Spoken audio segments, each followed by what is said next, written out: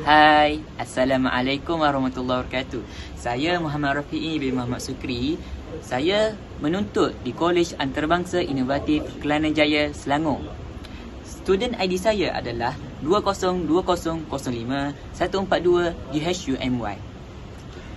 Punca ataupun sebab saya ingin menceritakan ataupun berkongsi perkara ini kepada anda semua adalah ia berkenaan dengan assignment saya yang mana diberikan oleh Madam Hidayah itu tentang mempromosikan satu destinasi pelancongan yang mana saya sendiri memilih di kawasan tanah kelahiran saya, Gomusang, Kelantan.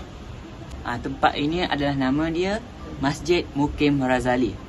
Tempat ini di hometown saya ataupun tempat kelahiran saya, iaitu di Kelantan. Jadi tempat ini dahulunya tak adalah kenal di merata tempat, tapi setelah dibaik pulih ataupun di-upgrade ataupun dinaik taraf, ia menjadi sebuah pusat ataupun satu kawasan yang mana akan menjadi tarikan anda semua untuk pergi ke sana. Masjid Razali ini terletak di sebuah pekan lama, iaitu di Bandar Gomusang. Masjid ini juga adalah yang terawal di jajahan Gomusang dan juga masjid yang paling lama. Masjid itu juga adalah yang terawal daripada mana-mana semua masjid yang ada di Kelantan. Kali ini saya akan menceritakan lebih mendalam tentang masjid ini yang mana akan menjadi tumpuan anda semua untuk pergi ke sana. Untuk pengetahuan anda semua, masjid ini terdapat satu sejarah hitam yang mana menjadi saksi kekejaman komunis sejak dahulu. Sejarah hitam tersebut adalah seorang wanita mengandung yang mana dibunuh secara hidup-hidup dan ditanam di kawasan masjid tersebut. Tahun demi tahun, masjid itu dipertingkatkan, dinaik taraf menjadi sebuah masjid yang luas, besar dan cantik. Tapi, adakah anda tahu bahawa perkuburan wanita yang mengandung itu yang dibunuh oleh komunis masih ada di dalam kawasan masjid itu? Perkuburan perempuan itu dibuat satu kawasan yang mana ditutup dengan sebuah kotak. Hold up, wait a minute. Yang mana ia akan menjadi satu peringatan sejarah hitam yang dibuat oleh komunis tersebut.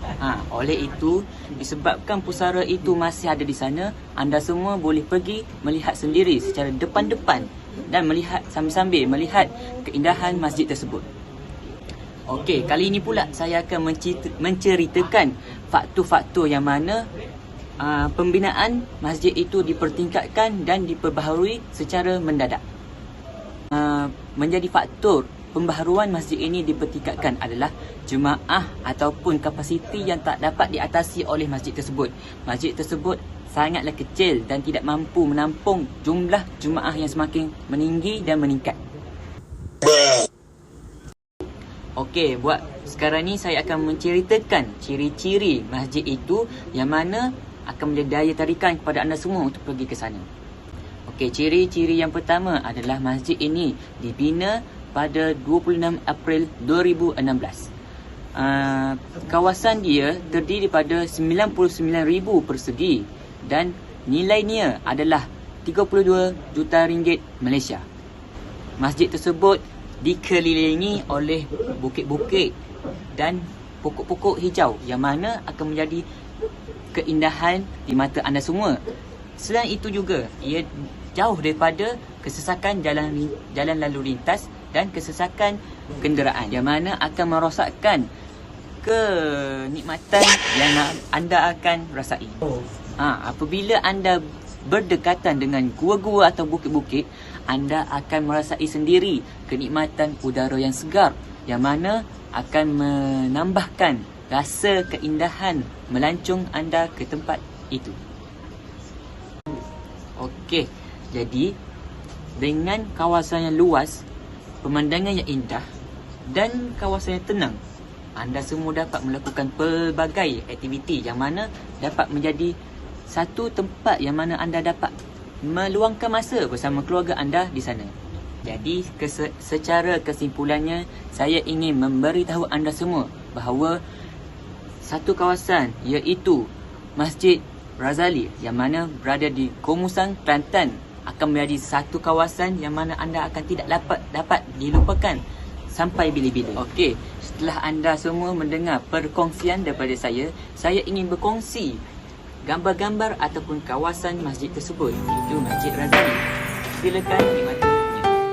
Dulu kau pernah bermimpi temuinya di tanah suci.